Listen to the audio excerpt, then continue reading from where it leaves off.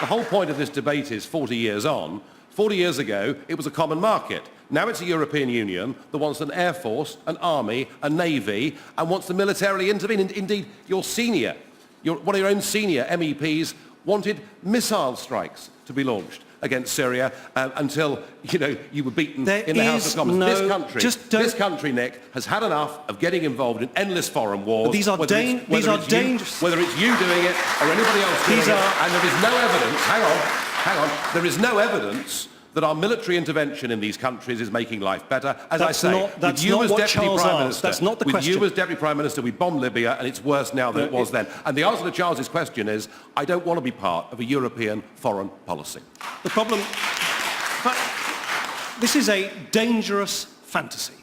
The idea that there's going to be a European Air Force, a European army, it is simply not true. The problem with people like Nigel Farage is they swing at windmills. They see conspiracies everywhere. I wouldn't be surprised if Nigel Farage soon tells us that the moon landing was a fake, that Barack Obama isn't American, that Elvis isn't dead.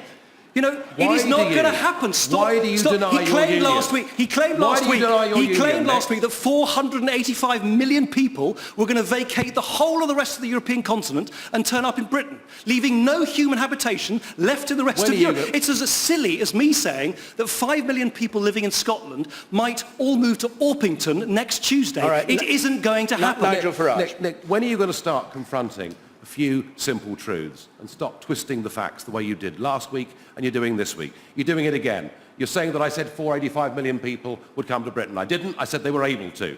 You came up with the most twisted trade figure I've ever heard. And last week you even said, you tried to tell the British people that only 7% of our national laws emanate in the European Union. That is true. I thought you believed in the European project. You and I both know that the whole point of the Constitution, which you supported, was to make the European Union an economic and a military superpower. No. And now you deny the fact they're trying to build a European Air Force. It is a dangerous fantasy. It's about... Well, you keep using this word fantasy. Well, it is a fantasy. Why are you just denying? not true. I thought you were here to defend the European Union. No, they want an army, navy and air force. I also want to explain the truth and the reality, Well, it's rather not than true, this is it? fantasy world which you keep talking about, which simply doesn't exist.